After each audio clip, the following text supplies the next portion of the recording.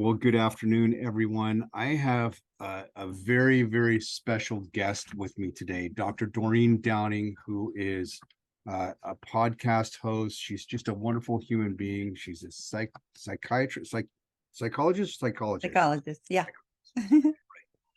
and was also a keynote speaker at last year's Sonoma County Writers Conference. Just a dynamite human being. Say hello, and then I'll give the proper intro to you, Doreen. Oh, I'm so happy to be back in conversation with you, John. It's because every time we have a talk, every time we get together, I always am inspired by you. Really, it's even when we had lunch that day, it was like, "Ooh, this is so much fun." It is, and you gave me the inspiration of having putting together this podcast when I was a guest on yours for my last book. And for those who are just joining us or discovering this podcast for the very first time, this is Dare to Be Great, Dare to Be You. My name is Shawn Langwell, and I am your host. I am an author, a speaker, a coach. I have been in sales and marketing as a consultant for over 3 decades. And one of the reasons I created this podcast is to be able to invite people from all walks of life, from all experience levels, to come and share their wisdom, experience, strength, and hope in whatever that means to them for one simple fact: to help you become a better human being. And only you can determine what that means to you. But that's why I have Doreen as my guest today. Doreen is just a phenomenal human being. I'm going to read her bio. I could do the short version, but you know what, you guys? She has a breadth and depth of experience here that I think it would be doing her a disservice to not read the quote unquote long bio, which is all of 3 paragraphs. So, Okay. Dr. Doreen Downing, is that all right? Yes. I think there is some good story in there. Yes. There is. So, Dr. Doreen Downing is a psychologist and podcast host of Find Your Voice, Change Your Life. She once suffered from stage fright. In conquering it, she discovered being connected to your authentic self is the key to relaxed and confident speaking. She now specializes in the treatment of public speaking anxiety. In addition to coaching and online courses, she is the author of The 7 Secrets to Essential Speaking, Find Your Voice, Change Your Life, a book that teaches you how to transform your anxiety with mindful presence and connection. You can download, there's a tongue twister, download Doreen's 7 Secrets to Fearless Speaking at www.doreen7secrets.com. Ladies and gentlemen, this is a treat and an honor. Go ahead and say hello, Doreen. Oh, hello again. Hello, everyone. I really appreciate that you did do that because I think that's a great way to start is, yeah, I'm a psychologist. I'm an expert. I've been doing this work for, I have to say, 40 years already. But the whole point is I suffered. And I think that's what listeners need to hear is that those of us who have made it to a place where we are able to offer our guidance, our expertise, we started in a place of suffering. Well, we all start at the same place, right? Well, yeah, literally. Yes. Hello, world.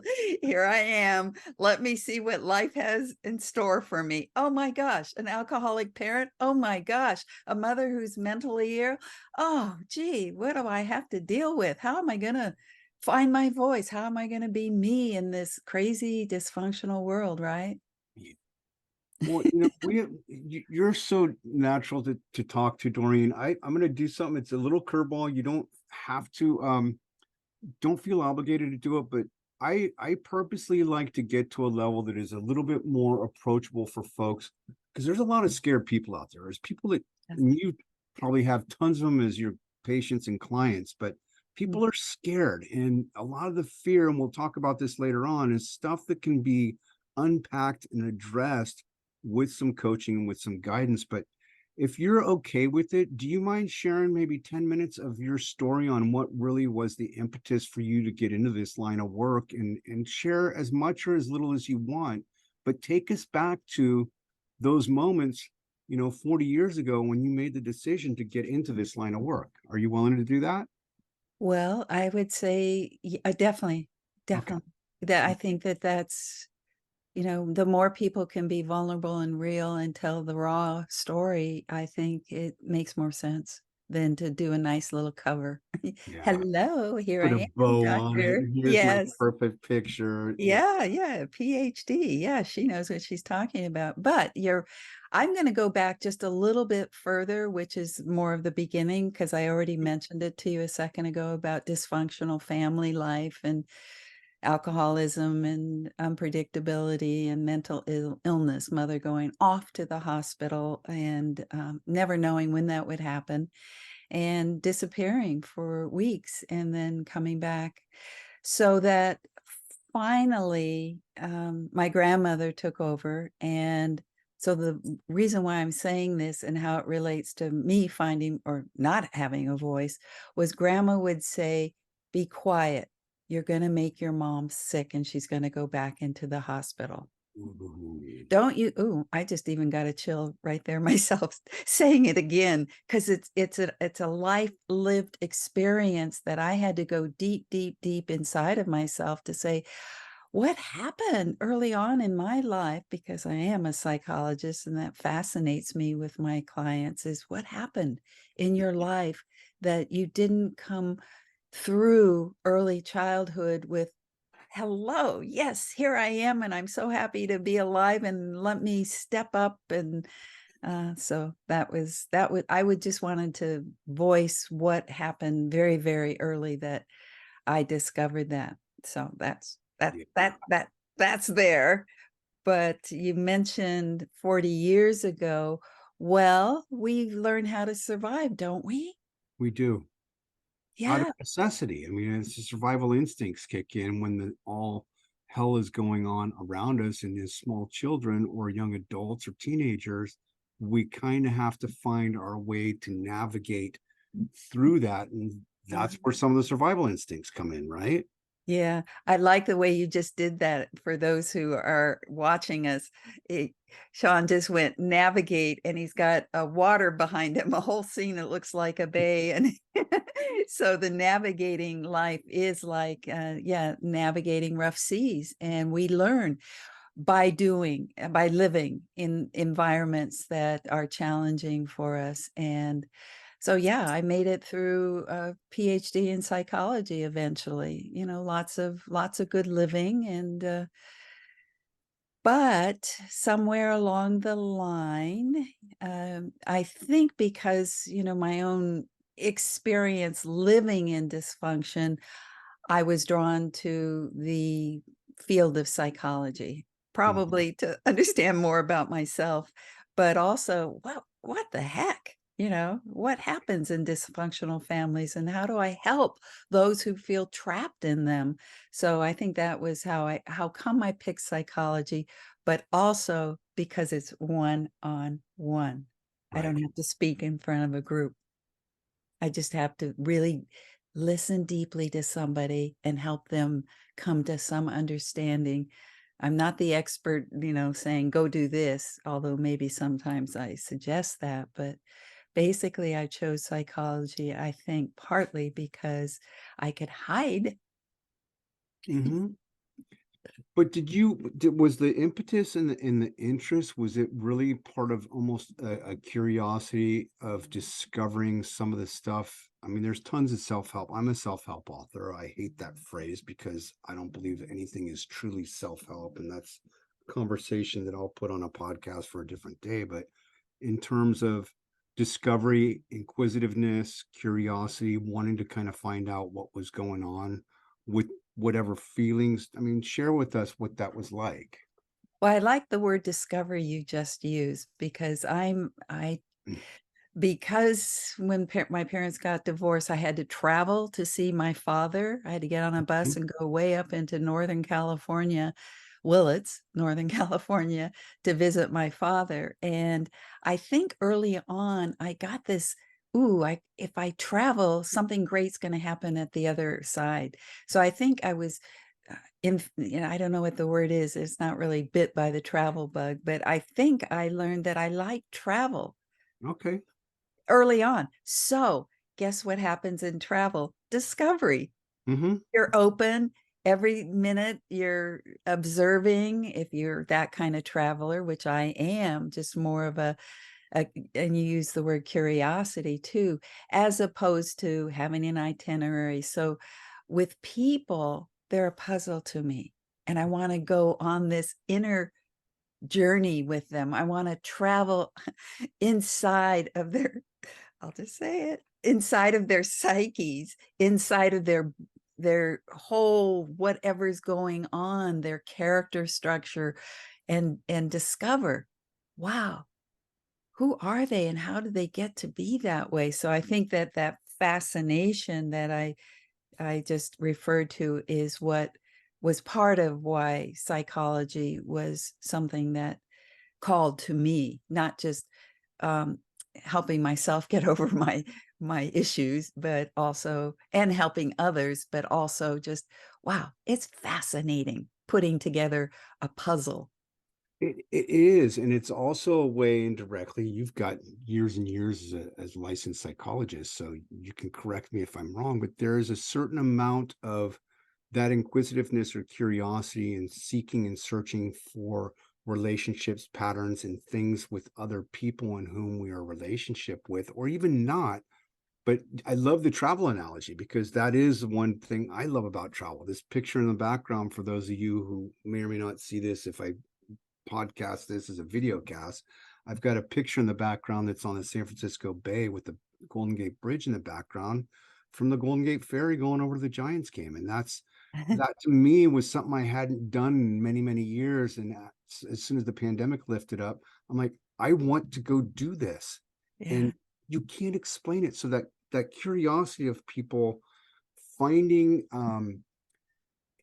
puzzle is a good word, and yeah, putting the things together, and in so doing, I guess the train of thought I'm going back to is to find to better understand other people, and then indirectly or directly apply some of that back to us. But I hear you saying that's not the actual driver of what led you to psychology. That was kind of uh-huh.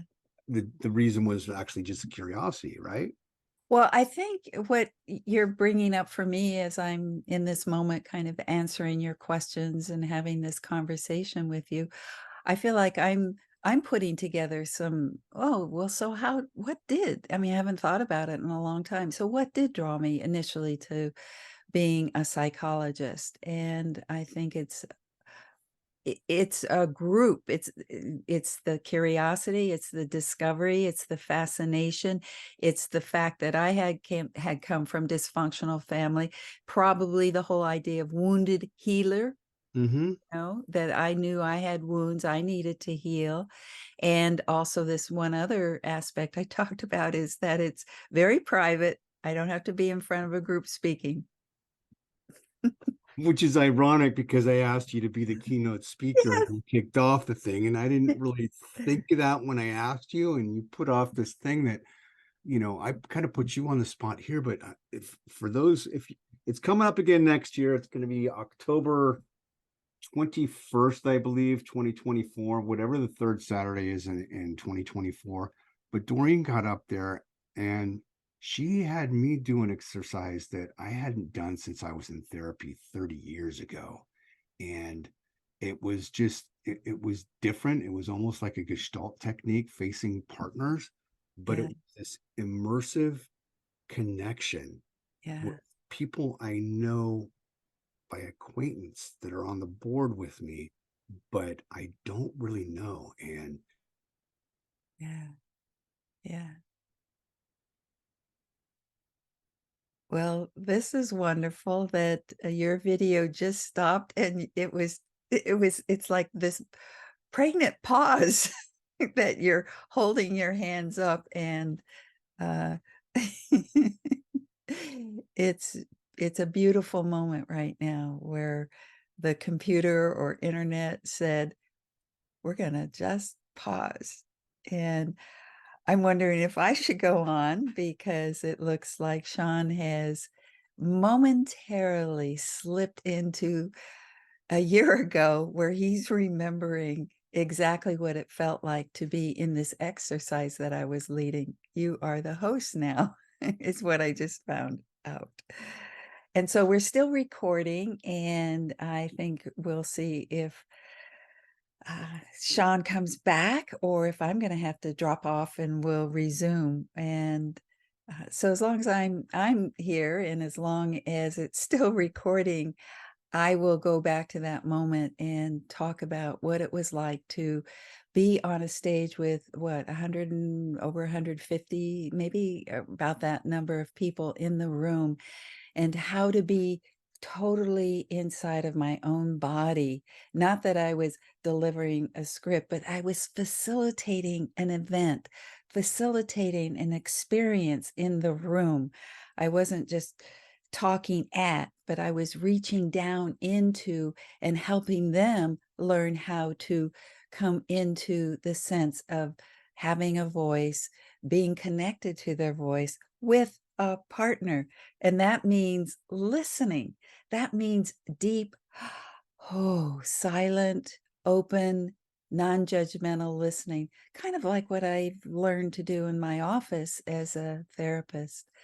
So that's what Shawn was talking about in that exercise.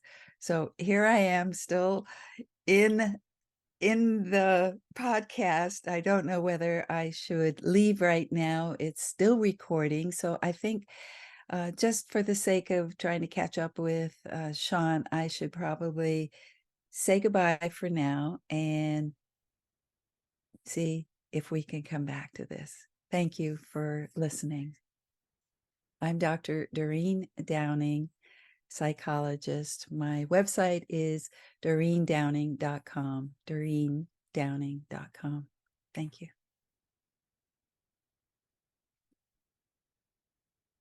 What their early life was about.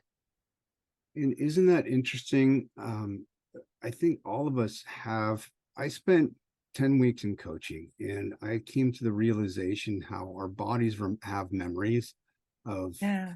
both trauma and good stuff. But a lot of times we're looking outside for answers. And what you just described that helps me is that oftentimes we are already doing patterns of things that we want in our lives or we have done in the past, Mm-hmm. had those patterns. We've just forgotten to look at those and nurture them and move forward with them. So what you just described is another is an aha moment for me that was an aha moment from you from a podcast speaker on your show. So it comes full circle. Yeah. Um, let's dive into that a little deeper because a few of the questions that I asked you to propose that we can talk about here. One was getting deeper into your truth, and let's talk about speaking up even though you might be scared, because it sounds like this person may have not really had a whole lot of confidence in what they were wanting to do, yet they were actually doing it. I could be wrong. Yeah, it's well, so those two ideas, the speaking your truth even though you may be scared, and the second one about how to access, I think are both very, very important. And of course, they're related. The how to access, I think, at least in my how I approach people in this puzzling project that I do with my clients, is to break the life story down with early life, the early memories, whatever comes up. And then let's say into high school when you start to get more socially, engaged or not. And then usually it's college or post high school and then into the work world. And I like to shake out as much of what I can in each one of those arenas.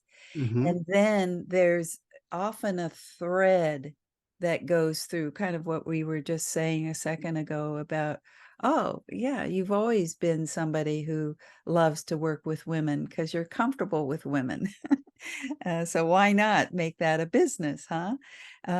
So that the finding and access what is inner self, you might say, to me is similar to what is what is true, most true about ourselves. Hmm. And that takes, to me, a, a way to go back and I was gonna say watch, because in a way, we are observing ourself, our own life, and it's like our life is a movie and we're watching it. Can we do that without judging? That's a great question. And you in your life, looking back at the addiction, can I'm sure you've looked back and embraced that fellow who was surviving and in the only way he knew how. And so I think that in the work that I do, a lot of people say, "Ah, that was the past, I'm way beyond that. That doesn't matter." But I think that we've got a lot of gold in our life experience. We got to go searching for those nuggets. Well, here it goes again. I talk about puzzling. Now I'm mining for gold. But when you're talking about shaking up those three, for lack, Right. three different time periods of life that are pivotal, Mhm, instrumental, there's lots of change that happens from mhm. childhood to high school to college to later years in life. When you're shaking that up, so to speak, and for those who are listening, we're both kind of holding our hands up like we're shaking out the coming up on Halloween, shaking the good stuff out of the bottom of the candy bag from the trick or treaters. And what are those? Are those the nuggets that you look for, or do you look at what's remained after the fluff, so to speak, is Great, shaken? great, great, great question. I look at it all and don't judge what's bad or what's even the trauma. I Mhm. just, don't want to take up too much time telling all these stories though, because I know it's limited, but uh, something like here's just one quick one. The woman who said, "I'm afraid the audience is going to pounce on me." She's because most people start with public speaking anxiety Sure. when they work with me. And when we did some of that shaking out early childhood stuff, she talked and never connected the fact that she was walking through a ghetto. There were vicious dogs. And one day, one of those, I don't know if it was Doberman or, one of those more pit bully type dogs that could have been aggressive, got loose and pounced on her. She used the same word, pounced, and her psyche didn't connect it. And my observation and listening said, "Did you just notice the same word you use? That fright of, going into a very dangerous, what felt like a dangerous walk to school every day. You steeled yourself to do it anyway. And that's Mhm. what she was doing with her speaking. She was actually a trainer and she just hated it, and I'm doing the fisting like we were just talking about, like, oh, I'm going to make myself do it. But when she discovered that, oh, gee, wow, it's really early. Now, what do we do when you start putting the puzzle together and realizing, I know now why. I have one of my answers about why I get so scared about standing up in front of a group speaking. And isn't it interesting how once that epiphany happens in discovery over a session or two, or however many sessions, those connections, the patterns and the connections that we equate with fear, fearful events, traumatic events, happy events, how those patterns tend to repeat themselves. And oftentimes they may lie dormant, but it's situations like public speaking, which is up there as one of the biggest things people are afraid of next to going to the dentist or dying, believe it or not. It's placed higher, as you know. Mhm. Um, that apprehension and the anxiety around that brings forth other things. And once you discover that connection of what might be triggering that or the source of it, does it make it easier for the client or the patient to understand it and kind of reframe and feel more comfortable that they know where that comes from, and it allows them to move forward? Yes, the fact that the biggest, I don't know, conflict, the struggle is, I don't know why I Yeah. get so nervous. I don't know why, I don't know why. And I always help people find out the why. So we've got that, it's like, okay, we've got the why, or we've got part of the why, and we could continue gathering other whys and how that was reinforced, or how you left the little girl who was quite maybe adventurous, freely running down a street, and she couldn't do that anymore. What happened to her? So then we go even a little bit deeper to the spirit that was alive, and what most of us arrive in this world with anyway, right? With Mhm.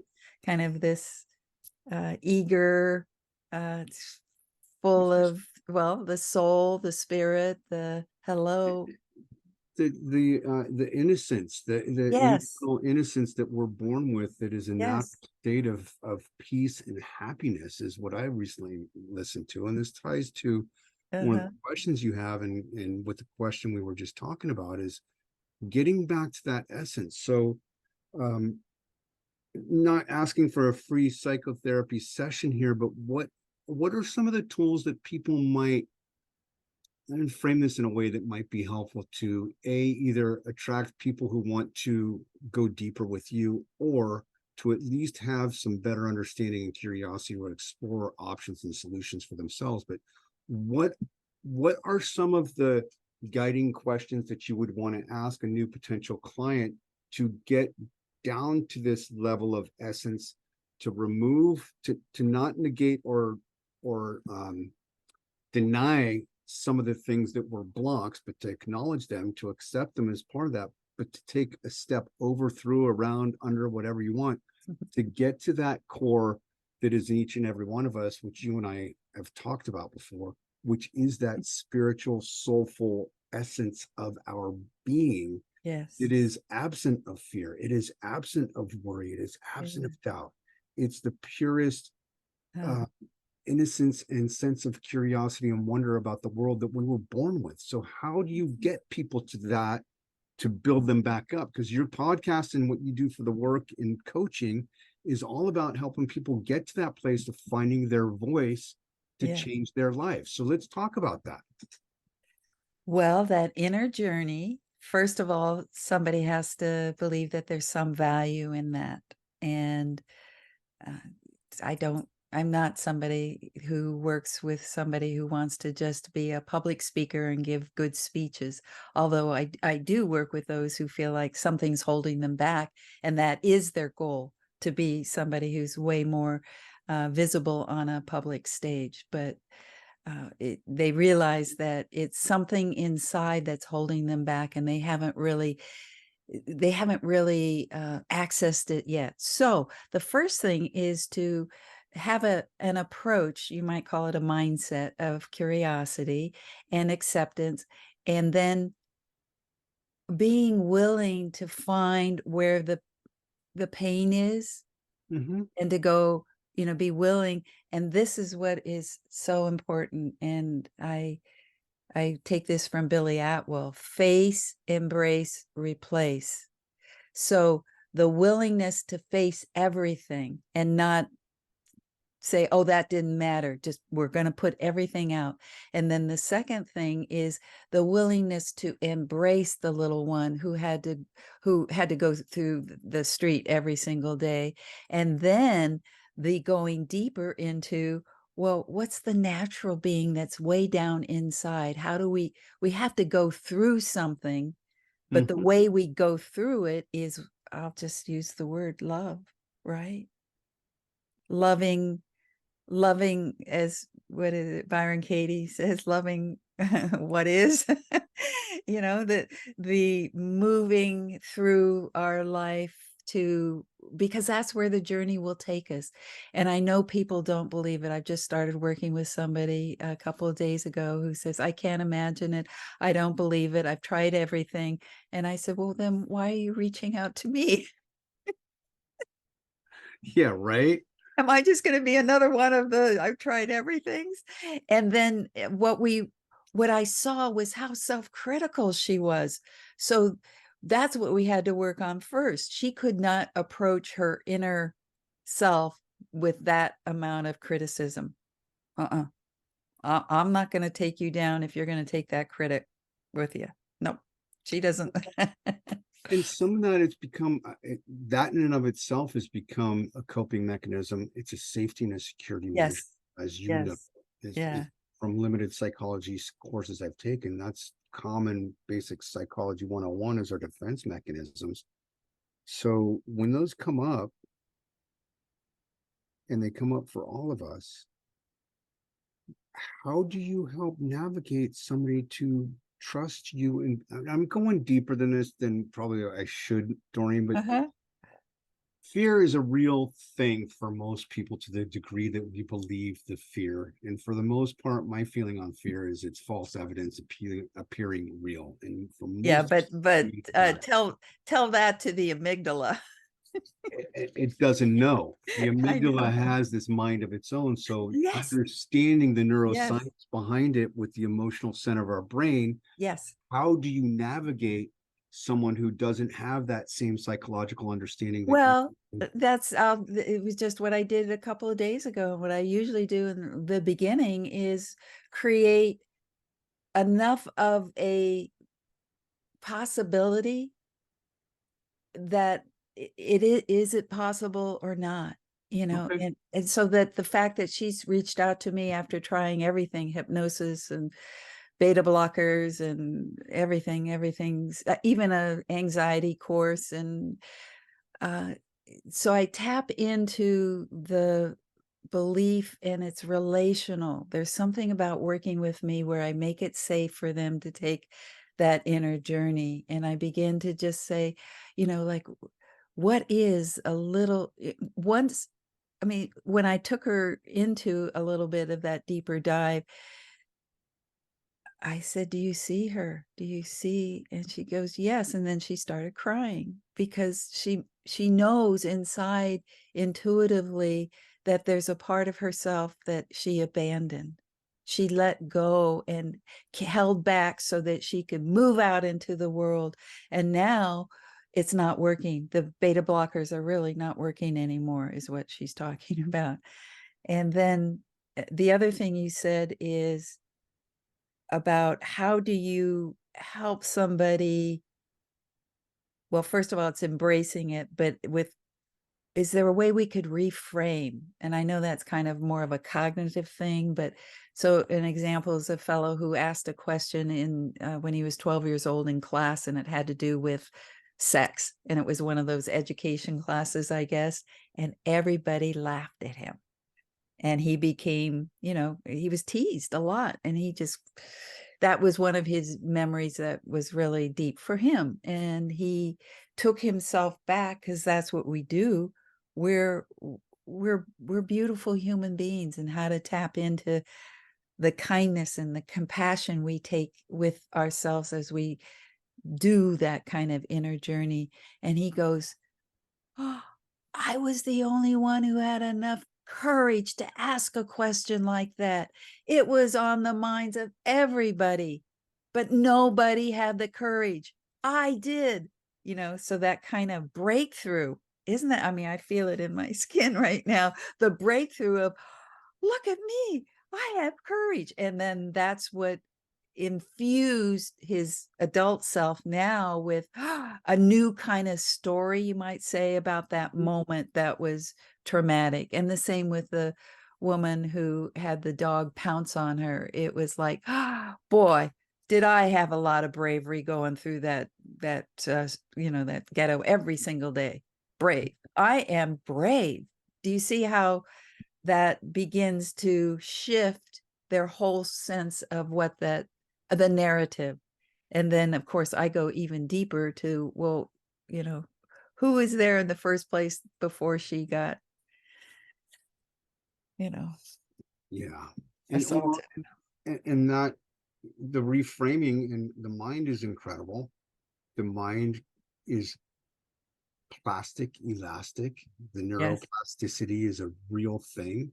All these thousands and millions and trillions of synapses in our brain can be realigned. So reframe and reprogram is not just mumbo jumbo and woo woo stuff. There's science behind it, but it also takes a willingness, as you mentioned at the front part of the show, a willingness to take a look within, to face some of those things that have been uncomfortable, and a willingness to want to change, to a desire to get to this place where I'm not comfortable with what has supposedly been working for so long. Something needs to change. I don't know why I'm this way. I want to understand why, but I do know that I don't want to feel this way any longer. And it's from my own experience, Yeah. that's an easy way for me to get my head around that was when I was, when I finally made the realization that in fact I am an alcoholic. Now I was fortunate enough to discover that at 22 years old, 37 years ago, but it was a hard thing. I kept trying to find all these other things that was wrong with me.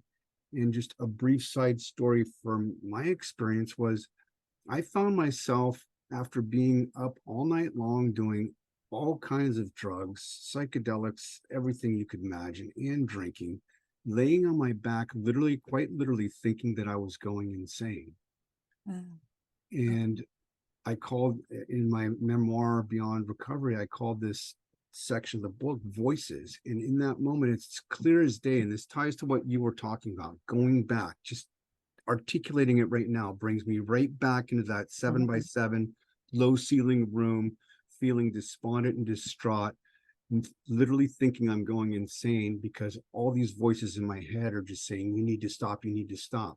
And the voices that were coming to me were not, I had three thoughts. One was, I'm going insane, or I'm going to die, because I literally had to consciously think about every breath I was taking because I felt like my heart was going to burst out of my chest, or that I might have a problem. And what I did in that moment was just breathe slowly. And then all of a sudden, I started hearing all of these voices of every single person I knew in my life. And they all were saying exactly the same thing, Doreen. We love you. Please get help. Mm. You're not crazy. Oh, Please get help. yeah. And that was the crux of that realization for me. I got there accidentally. I got there intentionally from abusing my body as a young adult, but that was the beginning of this shift that happened to me to want to go explore Mm. real solutions. And I'm sharing that with you because what you're telling me with these stories, with people trying to find their own voice and literally changing their life, Yes. that is a voice. Those were voices in my head. They were voices of my own deepest being that were telling me I was insane, and I believed them for a bit. But other voices came into my head that said, that other voice isn't true. Yeah. What's true is what you already talked about, love. And we love you, and we don't want to see you die. Mm. Here's how you can get help. Ooh, yes. And that's what this is all about. That's why I wanted to have you on the show, because you fear is paralyzing, Yes. and we're not living to our true essence when we're living in fear, right? Right. Yes. Uh-huh. So the work you do to not only change your voice to help people become better public speakers, but let's talk a little bit about some of the change and the impact that your work has had from what you hear from your clients when they come back to you. What Well, I hear, transformation happened? guess what? Last year, when I was at the conference and giving the keynote, I happened to be in an event, a summit. I was again a speaker, but it was online 2 weeks ago. There was somebody from that conference who was showing up. And she said, Doreen, I got your book that day. It changed my life. And now I'm finishing my story. I'm showing up and I'm speaking out about my story. So this idea about how we affect people, like what you just said a second ago, was how how that voice of something reached you, people reached you. So my voice reached somebody. I mean, hello, I used to be afraid. A stage? Oh my gosh, a microphone? Oh my gosh. My own inner journey proves that, change. I mean, I don't have to say that. It's really, I am so believing in change, and I know you do too. So to hear from somebody that I touched a year ago, I had no idea, and she just gave me a wonderful honor and appreciation for the power of her now finding her voice, which means her story could reach so many more people. Right? Exactly. It's the Yes. ripple effect. But see, the work we do when we're working with other people, either one-on-one or in group settings, we don't always know the impact that it has, but we Right. do it anyway. Well, that's what you're doing with the podcast. Yeah, Your podcast is powerful because it's you, and then you're having conversations that bring out in us, your guests, something that will hopefully, and I believe it's more than, like they say, if only one person. I believe I want to reach more than just one person. yeah, me too. Yeah, I've heard that phrase, but But you know what? Like even that, the impact of that one person to that's close true. the loop to come back. Look at Yeah, the joy. You're lit. yeah, She can't see her on screen, but she's got a smile from ear to ear because when we're pouring our hearts into the work yes, to help other people, yes. it's nice to feel and hear these incidents of the impact that the work we do has on other people's lives. And it's not necessary, but when we hear it, it gives us the same spark that we try and give to the people we work with in terms of encouragement and inspiration and guidance to help people change their voice and change their life. In my case, it's to, my purpose statement is to love and inspire people to believe in themselves. It's that simple. Uh-huh. To love and inspire people. Love Right. needs to be a Yeah. part of my purpose because without love, what the hell else is there? Yeah, no wonder we are soulmates. This really resonates with me, what you just said about the purpose, love, and inspire. Yeah. So, Doreen, we're coming up to the top of the hour here. Yes. How Yes. can people find you? Where is the best way to remind people of the title of your podcast and where they can find it? And then do you have anything else that you're working on or coming up with that you want to free plug inside to do? Well, let's see. My website is easy, DoreenDowning.com.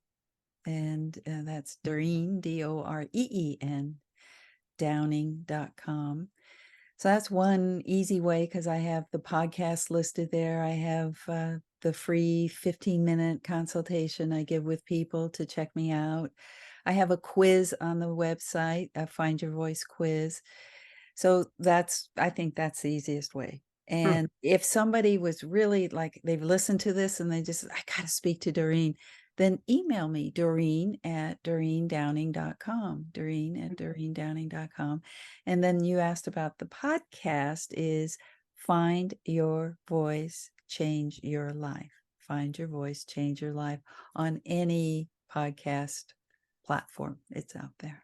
And it's not just for people that want to improve their public speaking. It's this finding your voice is much deeper than just for public speakers, correct? Right. That's a whole nother episode about the people that have shown up all the way from people who've been trapped in a corporation, people who've been trapped in a marriage, people who've been trapped in an early family trauma, so Mm-hmm. finding your voice is all the whole range of life. And I say life is your stage. I love it. And we will have you back so we can have that conversation at another time. But I want to thank you for your time. Thank Yes. you all for listening. This has been Dr. Doreen Downing with Find Your Voice, Change Your Life, host of the podcast and psychologist. My name is Shawn Langwell. I am the host of this podcast called Dare to Be You, Dare to Be Great. It will be available on wherever you can find your podcasts. If you liked what you heard today, share it with somebody else, like it, talk about it, listen to it over and over again. This is a free podcast as of right now, and there's not a paywall here. So share away, because the more that we take something that we enjoy and share it and give it away, it grows and multiplies exponentially in terms of the folks that we don't even know who it will reach. So thank you again, Dr. Doreen. It's Yes. been a delight. I will send you an invitation to the conference so you can come as a guest if you wish. And if we have a speaker slot available, I'll reach out to you for that. But thanks for tuning in, everyone. Until next time, my name is Shawn, and this has been Dare to Be Great, Dare to Be You.